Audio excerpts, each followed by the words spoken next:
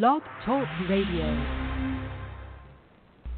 Here at ACO Radio, American Communications Online, or any affiliated stations or websites are not responsible for what guest hosts or call-ins may say. All programming is intended for informational and entertainment purposes only.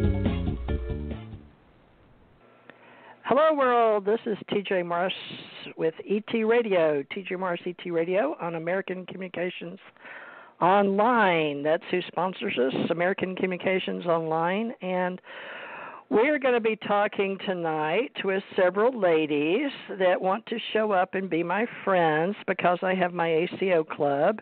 And we're doing ACR Radio Archives for all you guys that want to join us. We have the ACO Club, Press Club, by invitation only. And Friday nights are just for members only. And we have TJ Morris ACIR Radio. It's ACIR Radio if you're interested in joining us. And we do archiving of shows, people, places, things in our group. A lot of them are life coaches, guides, spirit guides, light workers, truth seekers. But I started this after publishing, TJ Morris Publishing, and on Lulu, and then we went to Amazon. But I started doing radio shows to help for the Stargate to the Cosmos event we had in 2012, but we never got around to it, and so I still haven't showed up for a conference, but I hope to in the future. And Janet Carroll Lessin and I did Stargate to the Cosmos marketing promotions for years and years and years, and now she has Aquarian Radio, and I have TJ Morris ET Radio, and I show up now with Suzanne Wyman-Flynn, who goes by Suzanne Wyman in California, to do a show now. We've committed to start showing up in 2020 on Thursday nights, and a lot of my friends strictly know me as a psychic. I don't really promote it that much, but people seem to call me up like Suzanne did and said, "Are you a psychic?" And I do have some domain names and some businesses still out there. I've retired, basically. I'm not doing sessions for anybody right now, but I will show up and do a radio show or two. And I told people, like the guy that got me and Suzanne together, that I would show up and do a annual convention if they want to, or show up and teach maybe for a week or something, do a little Tony Robbins kind of thing, or a motivational or a self-help thing. And so I've sort of asked Suzanne, I said, "Suzanne, let's give it a year and see if we can work together." So without further ado, let me get her on here and see what you guys think. Okay, Suzanne. How are you? Yeah.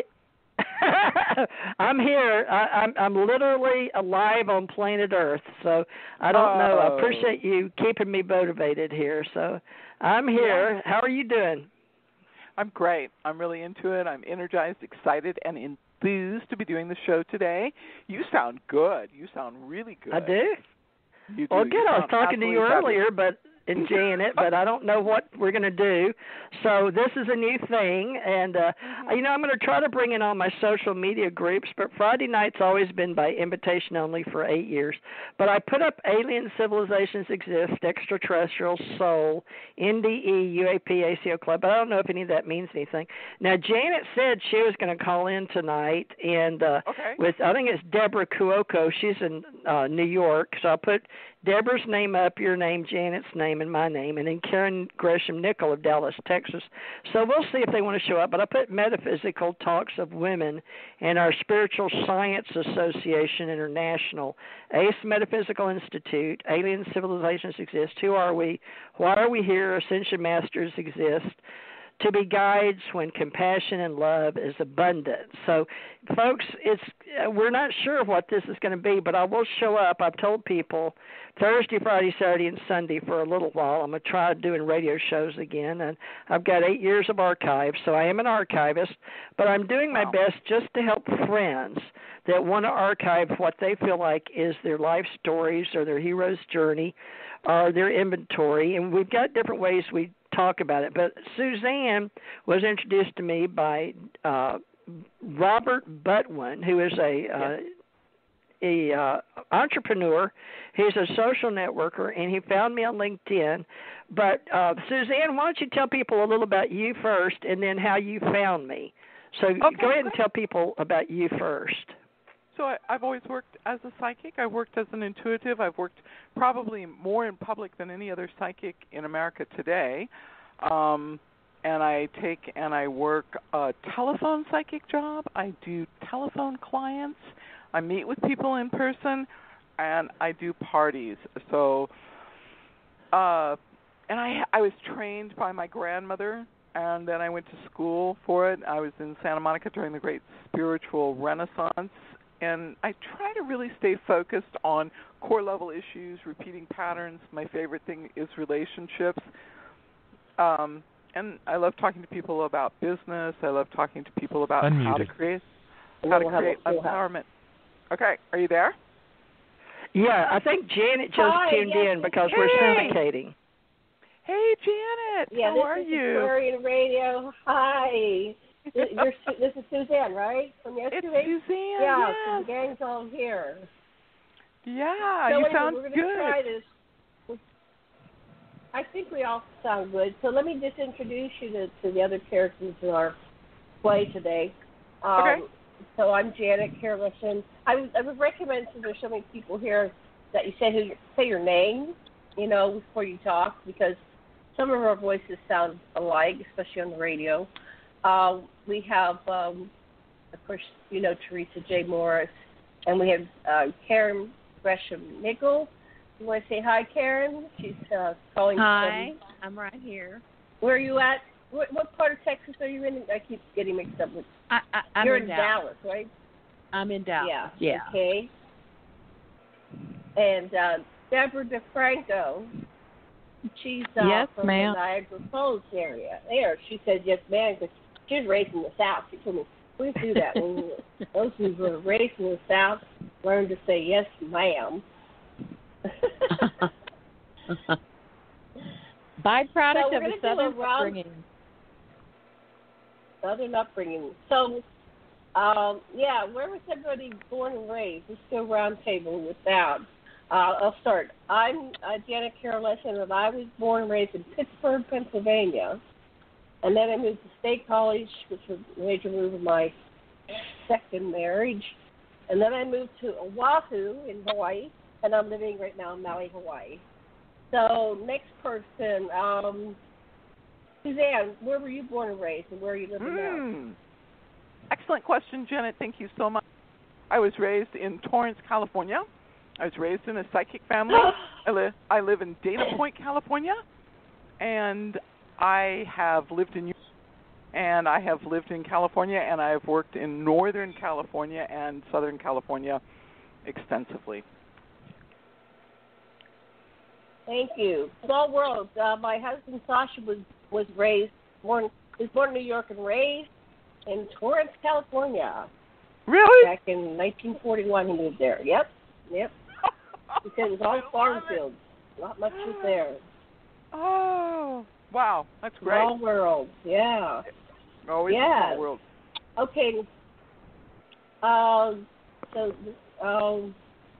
We did me. Let's go to Karen. Where were you born and raised? And you're living in Dallas now, but go ahead. Well, I was born in Fort Worth, Texas, which is the part of the Metroplex of Dallas-Fort Worth. And I grew up in a small town named Glen Rose. And I was there for 16, 17 years. And then I left and went back to Fort Worth to go to the University College. And then I left and went many places. So I'm here in Dallas now, stabilized. Good. Yeah. Thank you. And Theresa, where were you born and raised, and where are you living now? Yeah, hi. I was born Theresa Jeanette Thurmond, and I was born in Monroe, Louisiana, and went to West Monroe High School and then transferred to Houston, Texas, where I had my 4 Texas baby girls.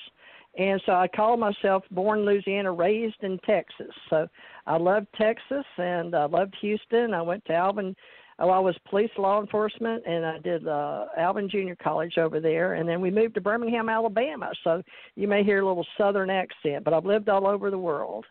Go ahead, Janet. Back to you. Okay. Thank you. And Debra DeFranco, where were you born, raised, and living now? I was born in Niagara Falls, New York, and I spent part of my life in Houston, Texas, and the other part of my life in Long Beach, California, and now I'm back in Niagara Falls. Wow. Oh, okay. I wondered how you ended up in Niagara Falls. You're the first person I've ever met that was born and raised in Niagara Falls.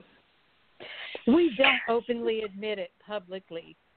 Yeah, I wouldn't do that. That's right. Well, that's an interesting place to be born and raised. I was there about 15 years ago, and it was a small town, but I was shocked by the power of those falls. I felt like I was going to fall in and get sucked away. I just went, no, I'm not going to be anywhere near that thing. Well, All the right. falls are probably the only thing in this city that's alive. That's sad to say about a lot of cities. Well, you're there, so you're alive, though. And it's a beautiful part of the world. Can you imagine being the first, well, I guess the natives were there long before, but the first white person that just walking around and all of a sudden, I hear a noise, I hear it. And then they come up against that. I mean, it's the most incredible body of water. Yeah. It's amazing. Yeah. You can actually see the mist of the falls from my house. Oh, wow. Wow. Yeah. Wow. I live on the Niagara River, which is just a couple miles upstream from the falls. You can walk to the falls from my house. Oh, we can just take a little stroll. Do you do that? Do you go down to just watch the sunset by the falls or something? Yeah, whenever my mom is here, she drags me down there to do that. Oh, yeah.